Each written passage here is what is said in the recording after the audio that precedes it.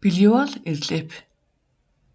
Плювал релеф нь урсгал усны үйл ажиллагаагаар хэлбэржин тогтсон эрөөц хуримтлалын хэлбэр юм. Ийм релеф нь бүх хуурай газрын 59%-ийг эзлэх ба гол хэлбэрүүд нь дараах байдлаар тохиолдно.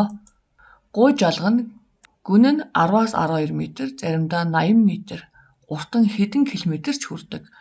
Адагт нь тунмал хурдас, хушуу туугдас байдлаар тогтно. Морфоскульптур релефийн хамгийн том хэлбэр болох голын хөндий нь урсгал усны үр дүнд үүсдэг. Хөндийн хажуу ба хөндийн ёроол нь түүний үндсэн элементүүд болдог. Хөндийн хажуу нь шаталсан, эгц, налуу янз бүр байх ба энэ нь хажуугийн болон ёроолын эрозийн харьцаанаас хамаарна. Уул болон өндөрлөгийг сэтгэн гарсан нарийхан гүнзгий хавцал байдалтай голын хөндийг нэвт хөндий буюу сэт хөндий гэж нэрлэдэг.